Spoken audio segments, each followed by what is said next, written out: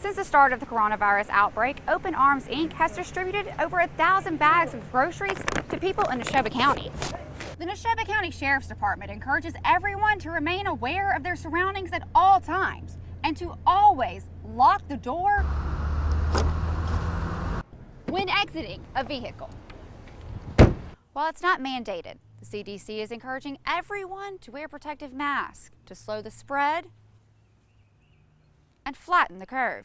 The state-of-the-art playground features 2 slides, a ginormous jungle gym, monkey bars, and swings. 733.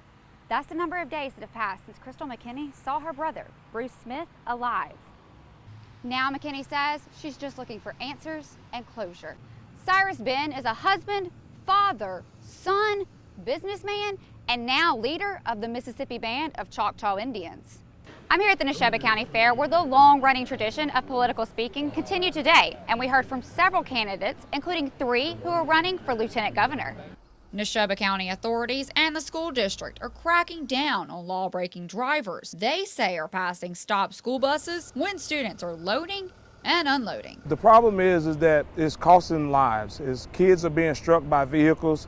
Obviously, Nathan's law kind of hits home back in December of 2009, where a kid was struck by a motor vehicle while trying to load or unload a vehicle. Nathan's law went into effect back in 2011 in honor of a Mississippi 5-year-old who was killed when a vehicle illegally passed his school bus as he was unloading. By law, drivers are required to stop at least 10 feet behind a school bus that's loading or unloading students. Now, any driver who breaks this law is subject to fines and even jail time. Neshoba County School District Resource Officer Lindsey Kidd says drivers breaking Nathan's law is something he has seen way too much of across the state and in the county. I've seen drivers, motorists passing school buses on the side of the shoulder, on the side of the road, and in other lanes, passing the buses while the stop sign are out. We have cameras on the bus, and we have some drivers that take pictures of the tags that drivers are doing when they're passing the buses while they're loading and unloading kids. This individual just passed a school bus. Kidd says he's already stopped several drivers for passing school buses this school year alone. And you passed the school bus while the stop sign was out.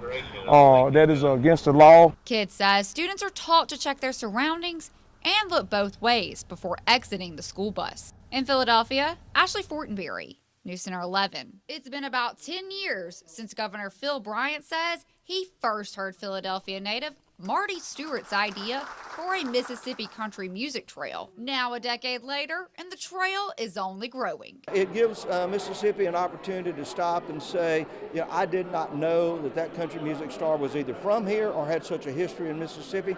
People come from all over the world to see them. There's photographs from people in Germany and Japan and Switzerland that come to Mississippi just to stand and view these country music markers. Governor Bryant, Marty Stewart, and other special guests came to the Fair City to celebrate the trail's 5 new markers honoring Johnny Cash, Jerry Lee Lewis, Steve Azar, Marty Gamblin, and a second Jimmy Rogers edition. Please make welcome the esteemed Phil Bryant. Gamblin has spent nearly 40 years in the business and represented some of music's biggest names like Alan Jackson and Glenn Campbell. Gamblin says it feels amazing to be part of such a special group of people.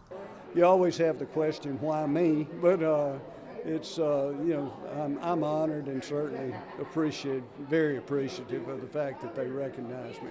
Governor Bryant says the Country Music Trail is huge for Mississippi's past, present, and future. Jerry Lee Lewis's son's here, Lee Lewis, and so it just reminds people of the great country music stars that were either from here or like Johnny Cash came and played here or had a little incident with the Starkville Police Department. We'll be putting one up over there. There are around 30 of these trail markers already placed throughout the state, and the new ones will look very similar to this one, but each design will be specific to the artist.